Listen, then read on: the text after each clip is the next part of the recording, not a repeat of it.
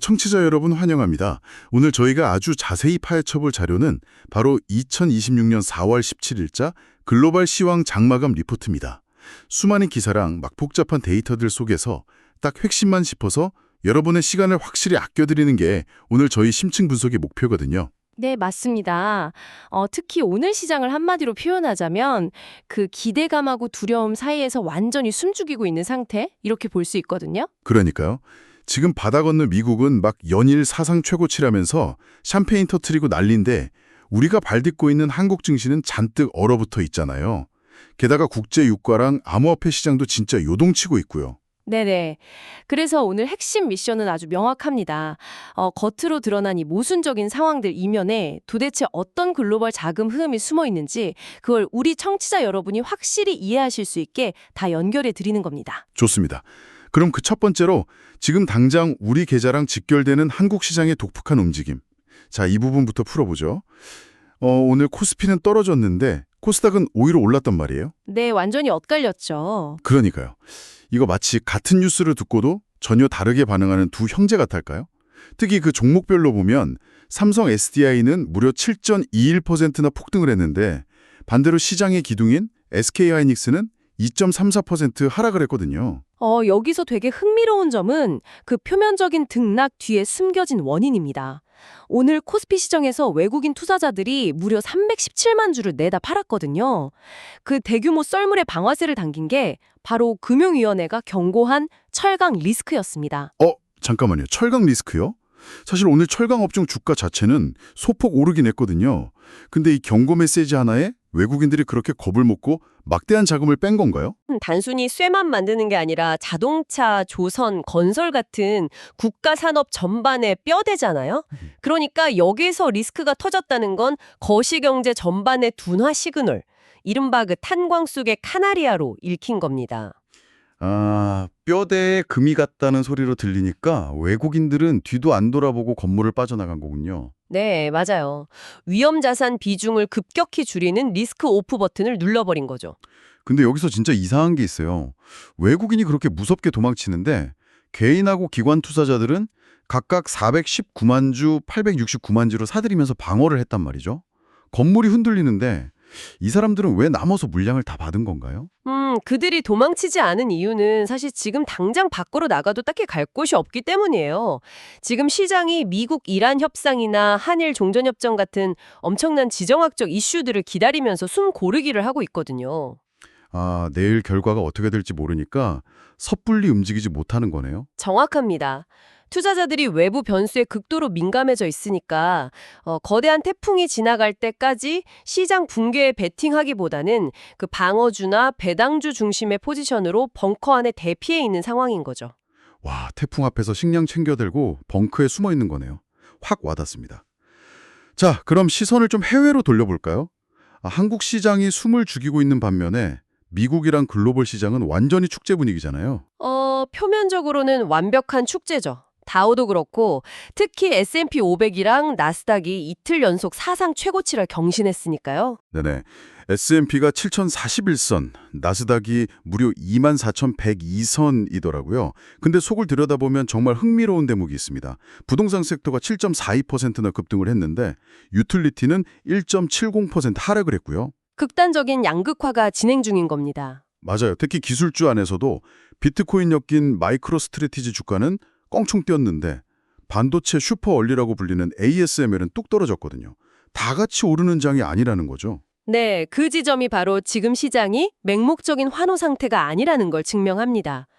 이스라엘이랑 레바논 휴전 합의 같은 중동 긴장 완화 뉴스가 위험 선호 심리를 키운 건 맞아요. 네네. 평화가 온다니까 기대감이 커진 거죠. 그쵸. 근데 투자자들이 이제는 덮어놓고 사는 게 아니라 개별 기업의 펀더멘털을 아주 깐깐하게 따지기 시작했다는 겁니다. ASML 하락은 반도체 고평가에 대한 부담을 냉정하게 가격에 반영한 결과거든요. 지수가 최고치라고 해서 아무거나 덥석 사면 물리기 딱 좋은 예민한 시장이네요. 근데 평화 기대감이 시장을 올리고 있다는 부분에서요. 제가 리포트 읽다가 유럽 증시 파트에서 진짜 앞뒤가 안 맞는 모순을 하나 발견했습니다. 어떤 부분이죠? 그 독일 닥스지수 포함해서 유럽 증시가 오르는 이유가 우크라이나 평화 협상 기대감 때문이라면서요. 전쟁이 끝날 거라는 희망. 네, 맞습니다. 그게 큰 호재로 작용했죠. 근데 동시에 증시를 이끈 주도주가 방산주라는 게 너무 이상하지 않나요? 아니 평화가 오면 무기 팔 일이 줄어드는데 방산주가 강세를 보인다는 게 사실 이거 완전 모순 아닌가요? 아, 그게 진짜 날카로운 질문이신데 언뜻 보면 완벽한 모순 맞습니다. 근데 이게 시장의 복잡한 심리를 아주 잘 보여주는 대목이에요. 시장은 지금 평화라는 단기적인 희망에 베팅하면서 지수를 올리지만 동시에 장기적인 현실에도 돈을 걸고 있는 겁니다. 장기적인 현실이라면 결국 군비 증강을 계속한다는 뜻인가요? 맞아요. 평화협정이 맺어진다고 해서 유럽 국가들이 바로 총을 내려놓지 않을 거란 걸 시장의 스마트머니는 이미 다 아는 거죠. 각국의 국방비 증액은 이제 거스를 수 없는 현실이니까요. 와, 겉으론 평화에 환호하면서 속으론 무기를 사재기 하는 그 시장의 차가운 본성, 약간 소름 돋네요. 이 모순적인 움직임이 일본 시장에서도 비슷하게 나타나지 않나요? 네네. 일본 니케이 지수 오르는 거 보면 아주 기막힌 딜레마가 숨어 있죠. 그러니까요. 니케이가 엔화 약세 덕분에 크게 올랐다고 하는데 정작 외국인 자본 유출이나 서학개미들의 귀환? 같은 변동성 경고가 나오더라고요. 지수가 오르는데 돈이 빠진다. 이건 또 무슨 의미입니까? 이걸 러닝머신에 비유하면 딱 맞아요. 엔화 약세 덕에 일본 기업들 실적이 막 전력 질주하는 것처럼 보이고 지수도 오르죠. 근데 외국인 투자자 입장에선 그 돈을 달러로 환전해야 하잖아요. 아, 주가가 10% 올라도 엔화 가치가 달러 대비 15% 떨어지면 사실상 5% 손해를 보는 거네요? 정확합니다. 러닝머신 위에서 아무리 열심히 뛰어도 환율이라는 바닥이 뒤로 쑥쑥 밀려나고 있으니까 실질적인 환차손 공포 때문에 외국인 자본이 언제든 빠져나갈 수 있는 아주 위태로운 상황인 겁니다. 겉으론 뛰지만 속으론 뒤로 밀려나는 장세군요. 자, 이렇게 주식시장 살펴봤고요. 이제 주식을 넘어서 실물 경제랑 직결되는 원자재, 랑 환율, 그러니까 FICC 시장으로 넘어가 보죠. 전 여기서 완전히 길을 잃었거든요. 네, 유가 말씀이시죠? 네. 주식시장은 아까 평화 기대감으로 축보 쏜다면서요. 근데 국제 유가는 무려 2.62달러나 급등해서 배럴당 93.42달러를 기록했단 말이에요. 트럼프 전 대통령이 막 이란전 순조롭게 진행된다고 해서 유가 살짝 떨어졌다는 뉴스도 있었는데 이게 다 무슨 의미일까요? 이것을 더 큰 관점에서 연결해 보면 유가 시장에서 벌어지는 거대한 줄다리기가 보입니다. 한쪽에는 트럼프의 이슬라마바드 갈 수도 있다는 식의 정치적 수사가 있고요. 반대편에는 아주 무서운 물리적 현실이 버티고 있죠. 그 물리적 현실이라는 게 리포트에 나온 태평양까지 번진 이란 봉쇄령, 그거 맞나요? 네, 맞습니다. 그러니까 뉴스에서는 평화를 이야기하는데 바다 위에서는 유조선 통행이 막히는 실제 공급 차질 우려가 발생한 거예요.